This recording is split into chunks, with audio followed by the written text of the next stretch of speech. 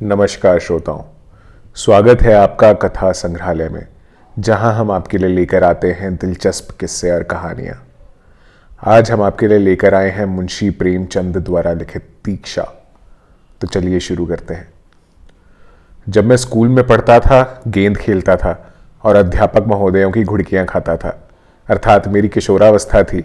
ना ज्ञान का उदय हुआ था, ना बुद्धि का विकास।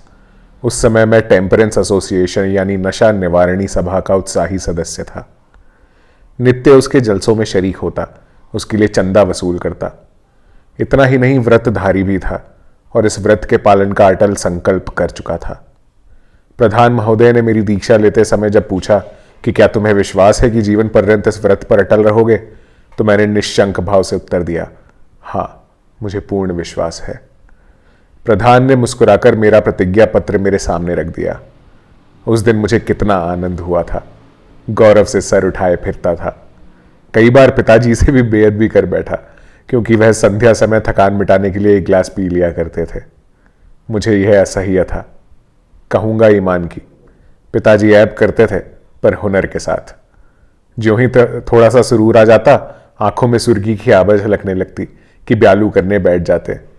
बहुत ही सूक्ष्माहारी थे और फिर रात भर के लिए माया मोह के बंधनों से मुक्त हो जाते। मैं उन्हें उपदेश देता था, उनसे वाद विवाद करने पर उतारू हो जाता था। एक बार तो मैंने गजब कर डाला था। उनकी बोतल और गिलास को पत्थर पर इतनी जोर से पटका कि भगवान कृष्ण ने कंस को भी इतनी जोर से ना पटका होगा। घर में कांच के टुकड़े फैल गए और कई दिनों तक नग्न चरणों से फिरने वाली स्त्रियों के पैरों से खून बहा।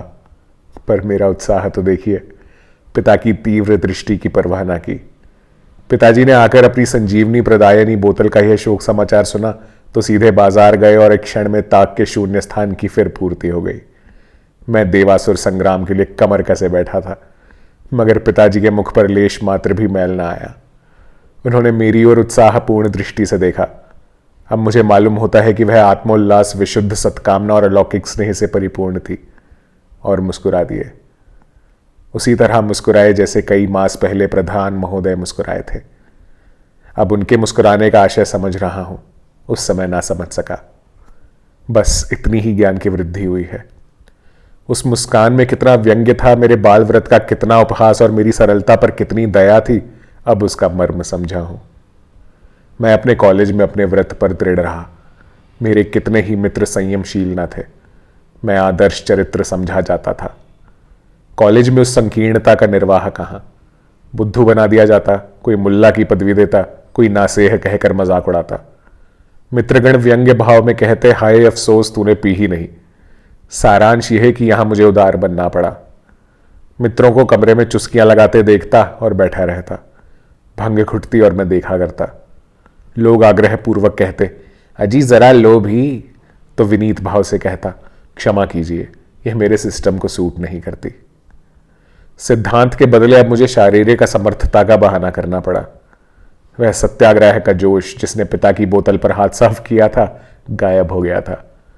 यहां तक कि एक बार जब कॉलेज के चौथे वर्ष में मेरे लड़का पैदा होने की खबर मिली तो मेरी उदारता की हद हो गई। मैंने मित्रों के आग्रह से मजबूर होकर उनकी दावत की और अपने हाथों से ढाल ढाल कर उन्हें पिलाई। उस दिन साकी बनने में हार्दिक आनंद मिल रहा था।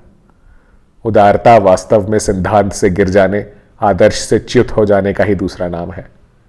अपने मन को समझाने के लिए युक्तियों का अभाव कभी नहीं होता। संसार में सबसे आसान काम अपने को धोखा देना है। मैंने खुद तो पी नहीं, पिला दी, इसमें मेरा क्या नुकसान। दोस्तों की दिल शिकनी तो नहीं की। मजा तो जब ही है कि दूसरों को पिलाएं और खुद ना पिए। खैर, कॉलेज से मैं बेदाग निकल आया। अपने शहर में वकालत शुरू की। सुबह से आधी रात तक चक्की में जुतना पड़ा। वे कॉलेज के सैर सपाटे, आमोद विनोद सब स्वप्न हो गए। मित्रों की आमदरफ्त बंद हुई। यहां तक कि छुट्टियों में भी दम मारने की फुर्सत ना मिलती। जीवन संग्राम कितना विकट है, इसका अनुभव हुआ। इसे संग्राम कहना ही भ्रम है। संग्राम की उमंग, उत्तेजना, वीरता और जय ध्वनि यहां कहां।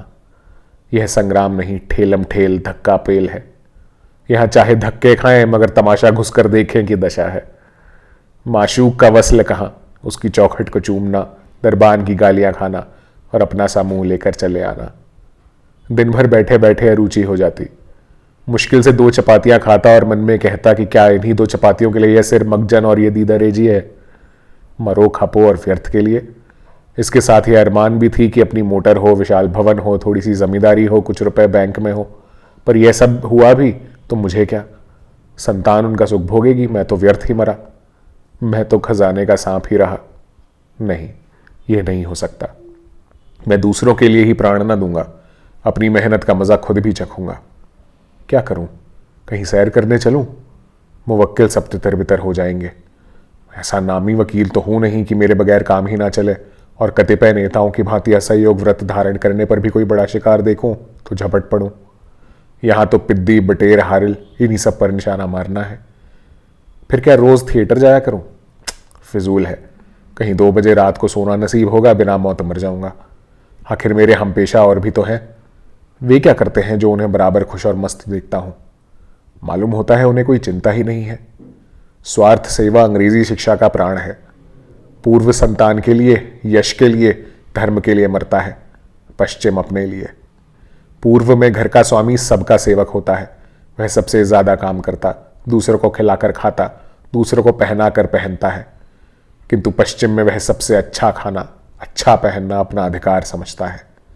यहां परिवार सर्वोपरि है, वहां व्यक्ति सर्वोपरि है। हम बाहर से पूर्व और भीतर से पश्चिम हैं। हमारे सत आदर्श दिन दिन लुप्त होते जा रहे हैं। मैंने सोचना शुरू किया, इतने दिनों की तपस्या से मुझे क्या मिल गया? दिन भर छाती फाड़ कर काम करता हूं, आधी रात को मुंह ढांप कर सो रहता हूं। यह भी कोई जिंदगी है? कोई सुख नहीं, मनोरंजन का कोई सामान नहीं। दिन भर काम करने के बाद टेनिस का खाक खेलूंगा। हवाखोरी के लिए भी तो पैरों में जूता चाहिए। ऐसे जीवन को रसमय बनाने के लिए केवल एक ही उपाय है, आत्मविस्मृति, जो एक क्षण के लिए मुझे संसार की चिंताओं से मुक्त कर दे। मैं अपनी परिस्थिति को भूल जाऊं, अपने को भूल जाऊं, जरा हंसूं, जरा कह कहा मारूं, जरा मन में स्फूर्ति आए। केवल एक ही बूटी है जिसमें ये गुण है, और वह मैं जानता हूं। कहां की प्रतिज्ञा, कहां का व्रत, वे बचपन की बातें थी। उस समय क्या जानता था कि मेरी यह हालत होगी। नवस्फूर्ति का बाहुल्य था, पैरों में शक्ति थी, घोड़े पर सवार होने की क्या जरूरत थी। तब जवानी का नशा था, अब वह कहां। यह भावना मेरे पूर्व संचित समय की जड़ों को हिलाने लगी। यह नित्य नई नई युक्तियों से सशक्त होकर आती थी। क्यों? क्या तुम ही सबसे अधिक बुद्धिमान हो? सब तो पीते हैं। जजों को देखो, इजलास छोड़कर जाते और पी आते हैं। प्राचीन काल में ऐसे व्रत निभ जाते थे जब जीविका इतनी प्राणघातक ना थी। लोग हंसेंगे ही ना कि बड़े व्रतधारी की दुम बने थे, आखिर आ गए ना चक्कर में। हंसने दो, मैंने नाहक व्रत लिया। उसी व्रत के कारण इतने दिनों की तपस्या करनी पड़ी। नहीं पी तो कौन सा बड़ा आदमी हो गया, कौन सम्मान पा लिया। पहले किताबों में पढ़ा करता था ये हानि होती है, वह हानि होती है, मगर कहीं तो नुकसान होते नहीं देखता। हाँ, पियक्कड़ मदमस्त हो जाने की बात और है। उस तरह तो अच्छी से अच्छी वस्तु का दुरुपयोग भी हानिप्रद होता है। ज्ञान भी जब सीमा से बाहर हो जाता है तो नास्तिकता के क्षेत्र में पहुंचता है। पीना चाहिए एकांत में, चेतना को जागृत करने के लिए, सुलाने के लिए नहीं। बस पहले दिन जरा जरा झिझक होगी, फिर किसका डर है। ऐसी आयोजना करनी चाहिए कि लोग मुझे जबरदस्ती पिला दें, जिसमें अपनी शान बनी रहे। जब एक दिन प्रतिज्ञा टूट जाएगी तो फिर मुझे अपनी सफाई पेश करने की जरूरत ना रहेगी। घर वालों के सामने भी आंखें नीची ना करनी पड़ेंगी। मैंने निश्चय किया यह अभिनय होली के दिन हो। इस दीक्षा के लिए इससे उत्तम मुहूर्त कौन होगा। होली पीने पिलाने का दिन है। उस दिन मस्त हो जाना क्षम्य है। पवित्र होली अगर हो सकती है तो पवित्र चोरी, पवित्र रिश्वत सितानी भी हो सकती है। होली आई, अब की बहुत इंतजार के बाद आई। मैंने दीक्षा लेने की तैयारी शुरू की। कई पीने वालों को निमंत्रित किया। केलनर की दुकान से विस्की और शैंपेन मंगवाई। लेमनेड, सोडा, बर्फ, गजक, खमीरा, तंबाकू वगैरह सब सामान मंगवाकर लैस कर दिया। कमरा बहुत बड़ा ना था। कानूनी किताबों की अलमारियां हटवा दी, फर्श बिछवा दिया और शाम को मित्रों का इंतजार करने लगा, जैसे चिड़िया पंख फैलाए बहेलियों को बुला रही हो। मित्रगण एक एक करके आने लगे। 9 बजते बजते सबके सब आ विराजे। उनमें कई तो ऐसे थे चुल्लू में उल्लू हो जाते थे, पर कितने ही कुंभज ऋषि के अनुयायी थे।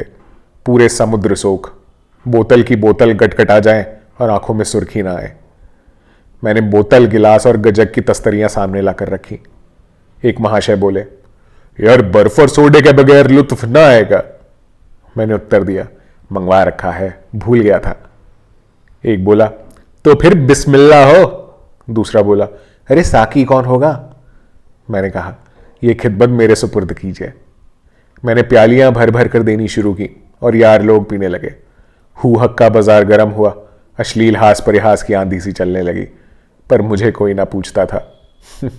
खूब अच्छा उल्लू बना, शायद मुझसे कहते हुए सकुचाते हैं। कोई मजाक से भी नहीं कहता, मानो मैं वैष्णव हूं। इन्हें कैसे इशारा करूं? आखिर सोचकर बोला, भाई मैंने तो कभी पी ही नहीं। एक मित्र ने कहा, क्यों नहीं पी? ईश्वर के यहां आपको इसका जवाब देना पड़ेगा। दूसरा बोला, फरमाइए जनाब, फरमाइए फरमाइए, क्या जवाब दीजिएगा? मैं ही उसकी तरफ से पूछता हूं, क्यों नहीं पीते? मैं अपनी तबीयत नहीं जी चाहता। दूसरा बोला, ये तो कोई जवाब नहीं, कोदो देकर वकालत पास की थी क्या? तीसरा बोला, जवाब दीजिए, जवाब दीजिए दीजिए। आपने समझा क्या है? ईश्वर को आपने ऐसा वैसा समझ लिया है क्या? दूसरा बोला, क्या आपको कोई धार्मिक आपत्ति है? मैंने कहा, हो सकता है।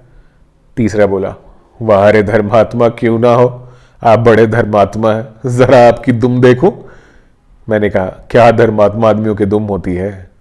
चौथा बोला, और क्या, किसी के हाथ की, किसी के दो हाथ की। आप हैं किस फेर में? दुमधारों के सिवा आज धर्मात्मा है ही कौन? हम सब तो पाप आत्मा है। तीसरे ने कहा, धर्मात्मा वकील, ओहो, धर्मात्मा वैश्या, ओहो। दूसरा बोला, धार्मिक आपत्ति तो आपको हो ही नहीं सकती। वकील होना धार्मिक विचारों से शून्य होने का चिन्ह है। मैंने कहा, भाई मुझे सूट नहीं करती। तीसरे ने कहा, अब मार लिया, मूजी को मार लिया, आपको सूट नहीं करती, मैं सूट करा दूं? दूसरा बोला, क्या किसी डॉक्टर ने मना किया है? मैंने कहा, नहीं। तीसरा बोला, वाह वाह, आप खुद ही डॉक्टर बन गए, अमृत आपको सूट नहीं करता। अरे धर्मात्मा जी, एक बार पी के देखिए। दूसरा बोला, मुझे आपके मुंह से ये सुनकर आश्चर्य हुआ। भाई जी, ये दवा है, महौषधि है, यही सोमरस है। कहीं आपने टेम्परेंस की प्रतिज्ञा तो नहीं ले ली है? मैंने कहा, मान लीजिए ली हो तो। तीसरे ने कहा, तो आप बुद्धू हैं, सीधे सीधे कोरे बुद्धू। चौथा बोला, जाम जलने को है सब, अहले नजर बैठे हैं। जाम जलने को है सब, अहले नजर बैठे हैं। आंख साकी ना चुराना, हम इधर बैठे हैं। दूसरा बोला, हम सभी टेम्परेंस के प्रतिज्ञाकारी हैं, पर जब वह हम ही नहीं रहे तो वह प्रतिज्ञा कहाँ रही? हमारे नाम वही हैं, पर हम वह नहीं हैं। जहाँ लड़कपन की बातें की गई, वही वह प्रतिज्ञा भी गई। मैंने कहा, आखिर इससे फायदा क्या है? दूसरा बोला, भाई ये तो पीने से ही मालूम हो सकता है। एक प्याली पीजिए, फायदा ना मालूम हो तो फिर ना पीजिएगा। तीसरा बोला, मारा मारा, अब बूजी को पिलाकर छोड़ेंगे। चौथे ने कहा, ऐसे में ख्वार हैं दिन रात पिया करते हैं, ऐसे में ख्वार हैं दिन रात पिया करते हैं। हम तो सोते में तेरा नाम लिया करते हैं। पहला बोला, तुम लोगों से ना बन पड़ेगा, मैं पिलाना जानता हूं। ये महाशय मोटे ताजे आदमी थे। मेरा टेटुआ दबाया और प्याली मुंह से लगा दी। मेरी प्रतिज्ञा टूट गई, दीक्षा मिल गई, मुराद पूरी हुई। किंतु बनावटी क्रोध से बोला, आप लोग अपने साथ मुझे भी ले डूबे। दूसरे ने कहा, मुबारक हो मुबारक। तीसरा बोला, मुबारक मुबारक, 100 बार मुबारक। नवदीक्षित मनुष्य बड़ा धर्मपरायण होता है। मैं संध्या समय दिन भर की वांगवितंडा से छुटकारा पाकर जब एकांत में अथवा 2-4 मित्रों के साथ बैठकर प्याले पर प्याले चढ़ाता तो चित्त उल्लसित हो उठता था। रात को निद्रा खूब आती थी, पर प्रातःकाल अंग अंग में पीड़ा होती, अंगड़ाइयां आती, मस्तिष्क शिथिल हो जाता। यही जी चाहता कि आराम से पलंग पर लेटा रहूं।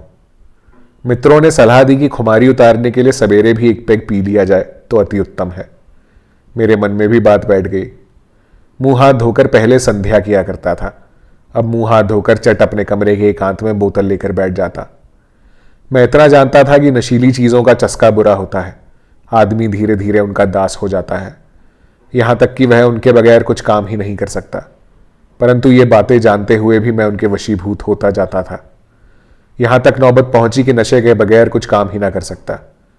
जिसे आमोद के लिए मुंह लगाया था वह साल ही भर में मेरे लिए जल और वायु की भांति अत्यंत आवश्यक हो गई। अगर कभी किसी मुकदमे में बहस करते करते देर हो जाती तो ऐसी थकावट चढ़ती थी मानो मंजिलों चढ़ा हूं। उस दशा में घर आता तो अनायास ही बात बात पर झुंझलाता, कहीं नौकर को डांटता, कहीं बच्चों को पीटता, कहीं स्त्री पर गर्म होता। यह सब कुछ था, पर मैं कतिपय अन्य शराबियों की भांति नशा आते ही दून की ना लेता था, अनर्गल बातें ना करता था, हल्ला ना मचाता था, ना मेरे स्वास्थ्य पर ही मदिरा सेवन का कुछ बुरा असर नजर आता था। बरसात के दिन थे, नदी नाले बढ़े हुए थे।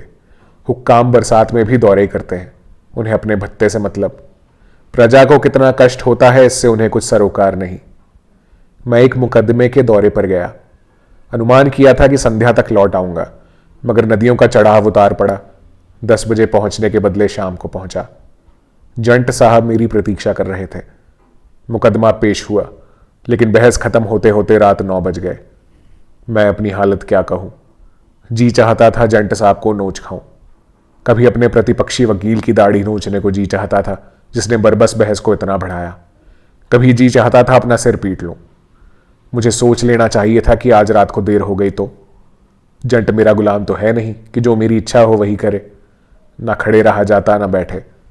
छोटे मोटे पियक्कड़ मेरी दुर्दशा की कल्पना नहीं कर सकते। खैर, 9 बजते बजते मुकदमा समाप्त हुआ, पर अब जाऊं कहां।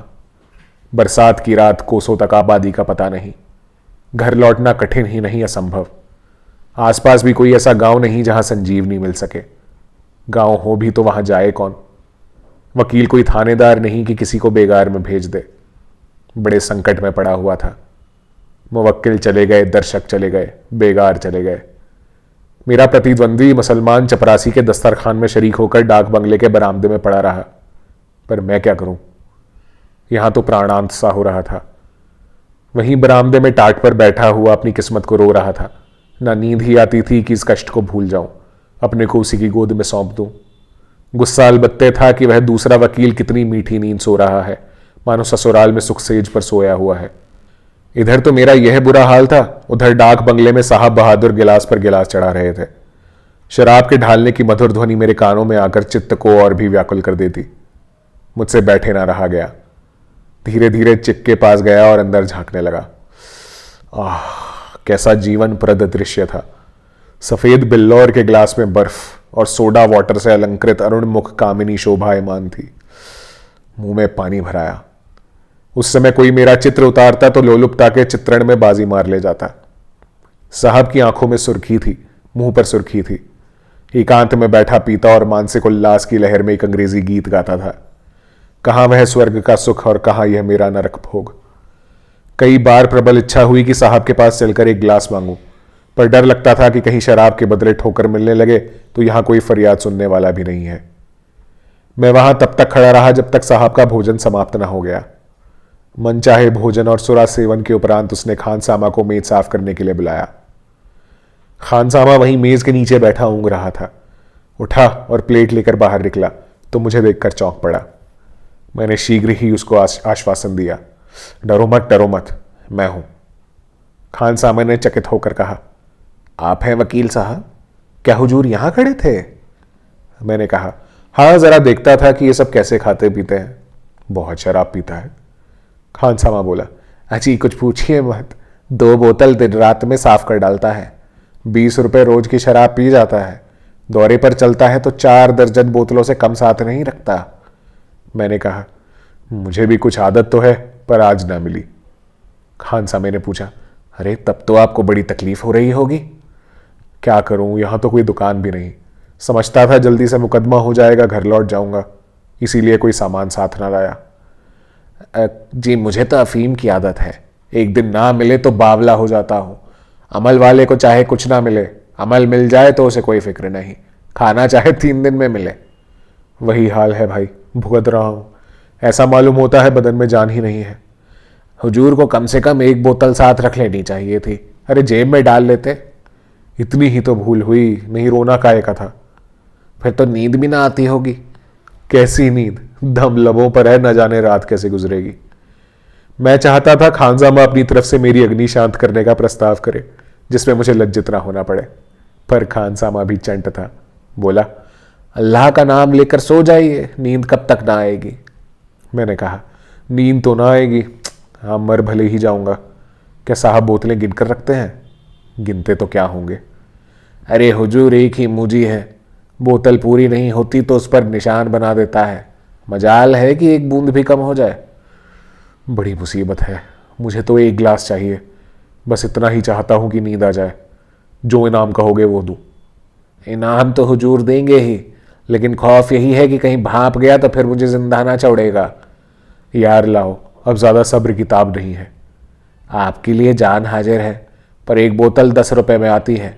मैं कल किसी बेगार से मंगाकर तादाद पूरी कर दूंगा। एक बोतल थोड़े ही पी जाऊंगा, साथ लेते जाइएगा हुजूर। आधी बोतल खाली मेरे पास रहेगी तो उसे फौरन शुबह हो जाएगा। बड़ा शक्की है, मेरा मुंह सूंघा करता है कि इसने पी ना ली हो। मुझे 20 रुपए मेहनताने के मिले थे। दिन भर की कमाई का आधा देते हुए कलक तो हुआ, पर दूसरा उपाय ही क्या था। चुपके से 10 रुपए निकालकर खानसामा के हवाले किए। उसने एक बोतल अंग्रेजी शराब मुझे ला दी, बर्फ और सोडा भी लेता आया। मैं वहीं अंधेरे में बोतल खोलकर अपनी परितप्त आत्मा को सुधा जल से सिंचित करने लगा। क्या जानता था कि विधना मेरे लिए कोई दूसरा ही षड्यंत्र रच रहा है, विष पिलाने की तैयारियां कर रहा है। नशे की नींद का पूछना ही क्या, उस पर विस्की की आधी बोतल चढ़ा गया था। दिन चढ़े तक सोता रहा। कोई 8 बजे झाड़ू लगाने वाले मेहतर ने जगाया तो नींद खुली। शराब की बोतल और गिलास सिरहाने रखकर छतरी से छिपा दिया था, ऊपर से अपना गाउन डाल दिया था। उठते ही उठते सिरहाने निगाह गई, बोतल और गिलास का पता ना था। कलेजा धक से हो गया। खानसामा को खोजने लगा कि पूछूं, तो उसने नहीं उठाकर रख दिया।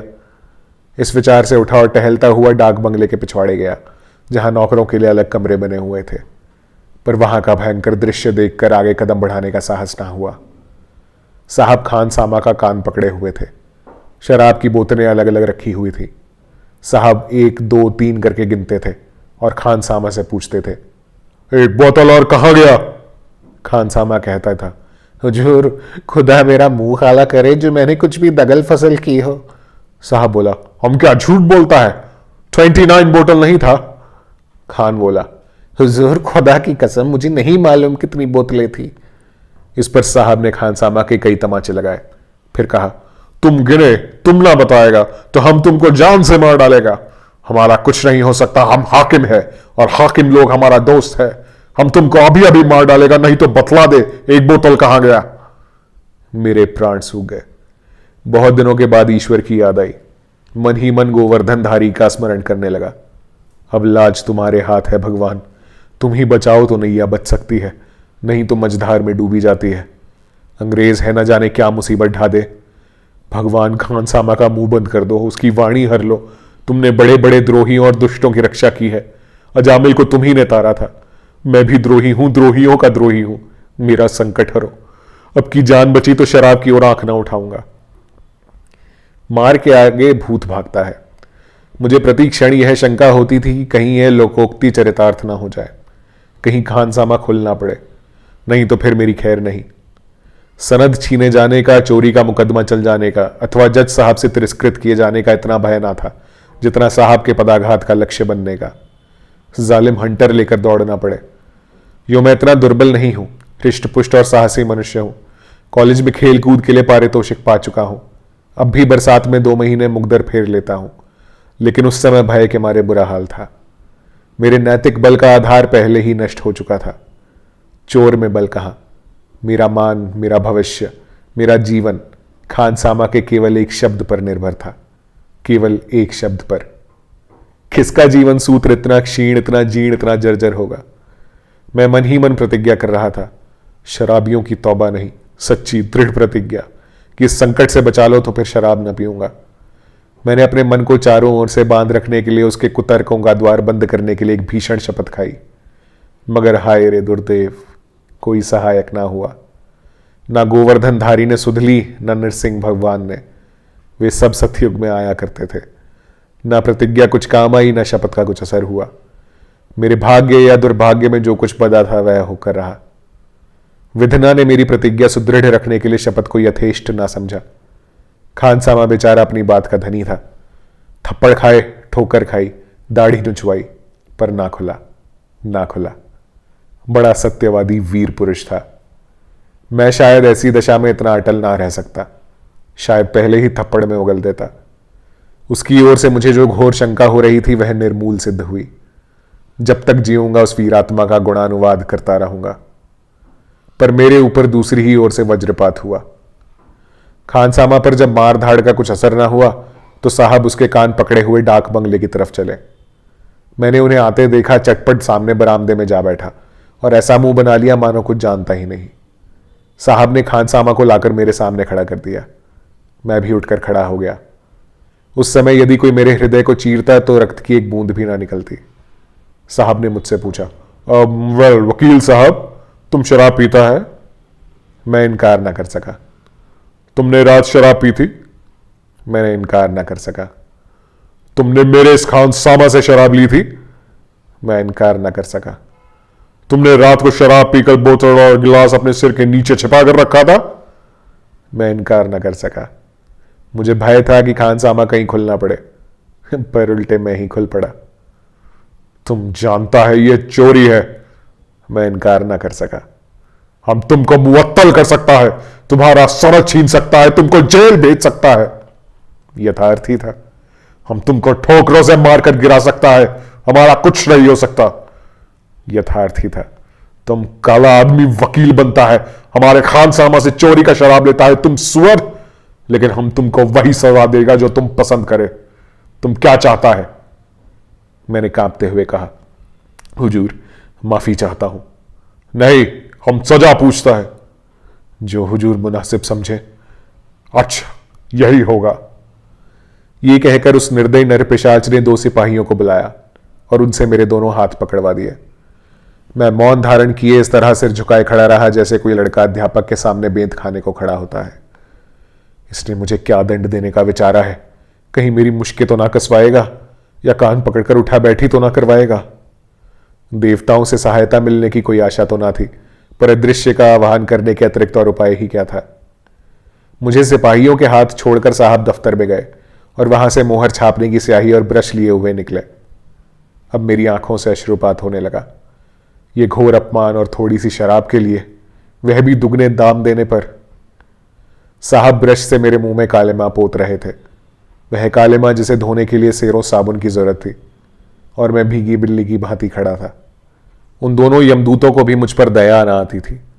दोनों हिंदुस्तानी थे, पर उन्हीं के हाथों मेरी यह दुर्दशा हो रही थी। इस देश को स्वराज्य मिल चुका। साहब कालेमा पोतते और हंसते जाते थे, यहां तक कि आंखों के सिवा तिल भर भी जगह ना बची। थोड़ी सी शराब के लिए आदमी से वनमानुष बनाया जा रहा था। दिल में सोच रहा था, यहां से जाते ही जाते बचा पर मानहानि की नालिश कर दूंगा या किसी बदमाश से कह दूंगा, इजलास ही पर बचा की जूतों से खबर ले। मुझे वनमानुष बनाकर साहब ने मेरे हाथ छुड़वा दिए और ताली बजाता हुआ मेरे पीछे दौड़ा। 9 बजे का समय था। कर्मचारी, मुवक्किल, चपरासी सभी आ गए। सैकड़ों आदमी जमा थे। मुझे ना जाने क्या शामत सूझी कि वहां से भागा।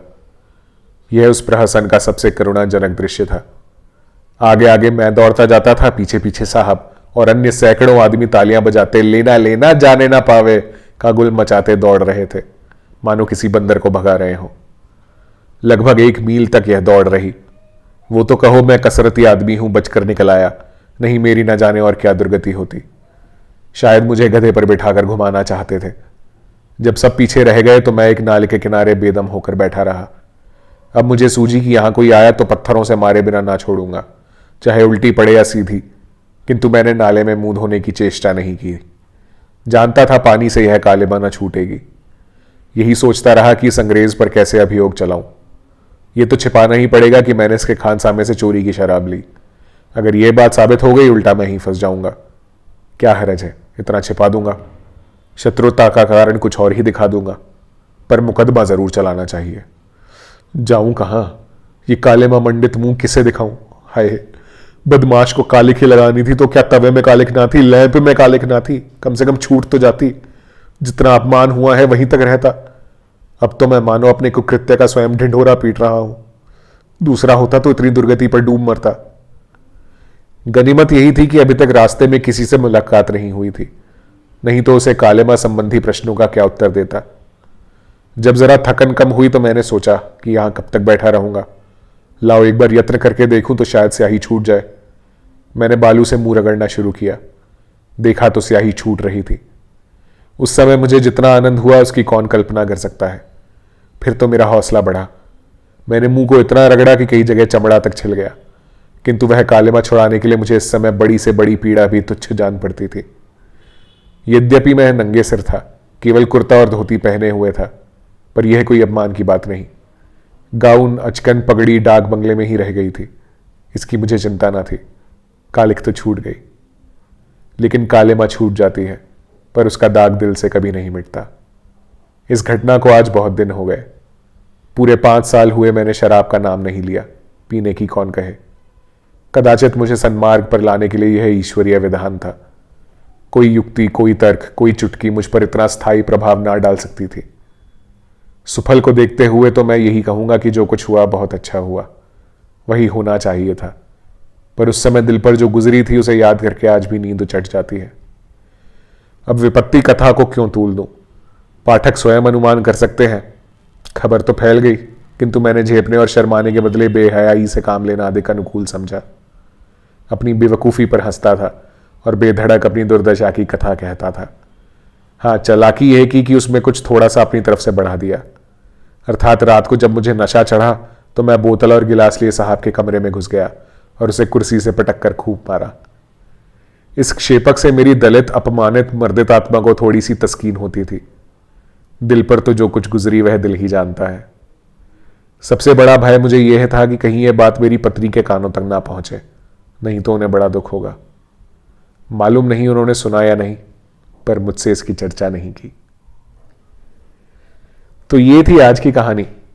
उम्मीद है आपको पसंद आई होगी। ऐसी ही एक और दिलचस्प कहानी के साथ आपके सामने फिर प्रस्तुत होंगे। तब तक के लिए नमस्कार।